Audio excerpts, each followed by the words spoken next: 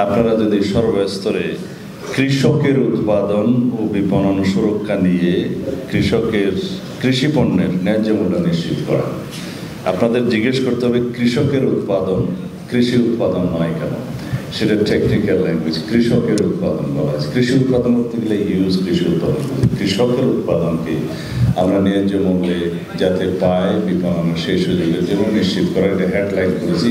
কিন্তু ভিতরে অনেক কথা আছে, বিমা আছে, শস্য বিমা, পশু বিমা, মৎস্য বিমা, পোলট্রি বিমা থেকে শুরু করে আরও অনেক বিমার কথা আছে, রাষ্ট্রীয় পৃষ্ঠপোষকতার কথা আছে, উৎপাদন বৃদ্ধি, উৎপাদন এবং শস্য বহুমুখীকরণ থেকে শুরু করে কৃষি আধুনিকায়নের সংরক্ষণের উপজেলা পর্যায়ে, গ্রাম পর্যায়ে,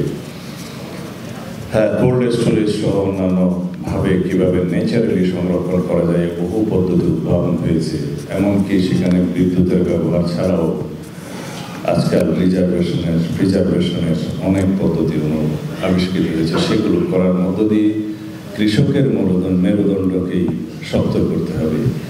আমাদের ছোটবেলা থেকেই কয়েকটি বিষয় আমরা শুনে আসছি যে শিক্ষাই জাতির মেরুদণ্ড, আবার কৃষকরাও জাতির মেরুদণ্ড।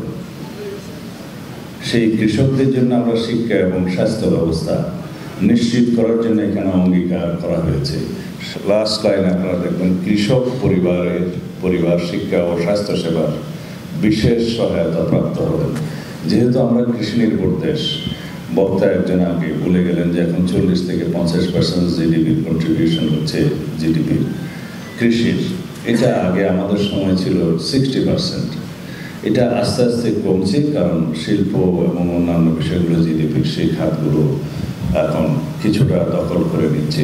আগে সম্পূর্ণভাবে আমাদের অর্থনীতিটা অনেকটা কৃষি নির্ভর ছিল। সেটা খুব একটা মঙ্গলেরও কথা নয়। আমাদেরকে ডাইভার্সিফিকেশনে যেতে হবে।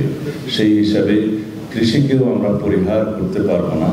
বাংলাদেশের জনসংখ্যার দিকে তাকালে আমাদের কৃষি উৎপাদন বাড়িয়ে স্বনির্ভর বাংলাদেশ করার জন্য খাদ্যের স্বয়ংসম্পূর্ণতা অর্জন করতে হবে, পুষ্টিতে স্বয়ংসম্পূর্ণতা অর্জন করতে হবে। সেজন্য শুধুমাত্র ফুড গ্রেনস নয়, আমাদের এখানে লাইভ স্টক সহ সমস্ত সেক্টরে যেগুলোকে আমরা কৃষির মধ্যে অন্তর্ভুক্ত করেছি সবগুলোকে এমন অবস্থায় নিয়ে আসতে হবে স্বয়ংসম্পূর্ণতা অর্জনের পরেও যাতে আমরা বিদেশে রপ্তানি করে আমাদের অর্থনীতিকে সমৃদ্ধ করতে পারি, আমাদের কৃষি পণ্য দিয়ে, মৎস্য দিয়ে, পোলট্রি দিয়ে, সব কিছু দিয়ে। এমনকি কিছু কিছু অপ্রচলিত পণ্য আমরা বিদেশে রপ্তানি করতে পারতাম, এখন পারছি না বিকজ অফ প্রিজার্ভেশনের সমস্যা। এবং কিছু কিছু বিষয় আছে যে এগুলো প্রিজার্ভ করতে রপ্তানির যে টাইমটা লাগে সেই টাইমের ভিতরে পচনশীলতা হয়ে যায়, সেটা রোধ করে আমাদেরকে সেরকম কারিগরি সহায়তা দিয়ে এগুলো রপ্তানি বাড়াতে হবে। যাই হোক, এই বিষয়ে আমি আমার যথেষ্ট জ্ঞান নাই বলেই আমি আর বলতে চাচ্ছি না। আপনারা যারা কৃষক দল করেন, যারা কৃষি বিশ্ববিদ্যালয় থেকে পড়াশোনা করেছেন, যারা জাতির বিভিন্ন পর্যায়ে এই কৃষি সেক্টরে কাজ করেন, আপনারা মনোযোগ দিবেন। এখনো পর্যন্ত আমাদের দেশের শতকরা 60-70 ভাগ মানুষ এই কৃষি নিয়েই বেঁচে আছে।